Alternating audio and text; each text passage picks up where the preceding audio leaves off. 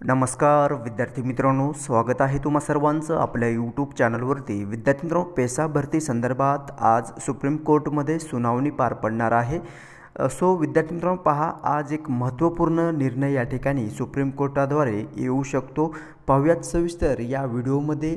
आज जी तारीख या ठिकाणी देण्यात आलेली आहे ती म्हणजे 4 सप्टेंबर 2024, 4/9/2024 रोजी, म्हणजे आजच्या तारखेला या ठिकाणी ही सुनावणी पार पडणार आहे।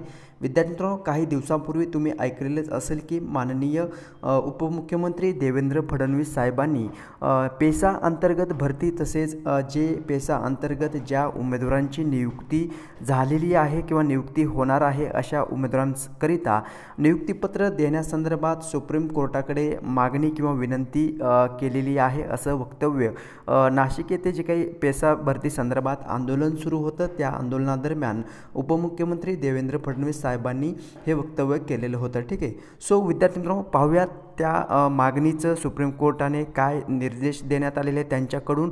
पेसा कायदा लागू करणारं सरकार ही महायुतीचे सरकार आहे आणि पेसा अंतर्गत नियुक्ती देण्याचं काम ही महायुती सरकार करणार आहे, असं या ठिकाणी उपमुख्यमंत्री देवेंद्र फडणवीस साहेबांनी सांगितलेलं आहे। सो पाहूयात विद्यार्थी मित्रांनो, आज कोर्टमध्ये ही सुनावणी पार पडणार आहे। या संदर्भात काय कोर्टचा निर्णय येतो ते जे काही अपडेट येईल ते मी आपल्या चॅनलच्या माध्यमातून तुमच्यापर्यंत नक्कीच पोहोचवण्याचा प्रयत्न माझ्याकडून राहीलच। सो ठीक आहे विद्यार्थी मित्रांनो, भेटूयात नवीन अपडेट घेऊन नवीन व्हिडिओमध्ये। So if you are new watching this channel, please do like, share and subscribe. Okay. So विद्यार्थी मित्रांनो, पहा, या ठिकाणी 4 सप्टेंबर 4/9/2024 रोजी या ठिकाणी आजच्या रोजी सुप्रीम कोर्टचा जी आहे सुनावणी पार पडणार आहे पेसा भरती संदर्भातची। ठीक आहे।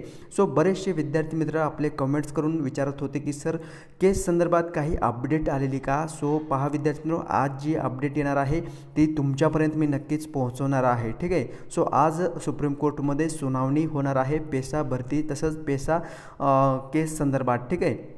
सो भेटूयात नवीन व्हिडिओमध्ये। धन्यवाद।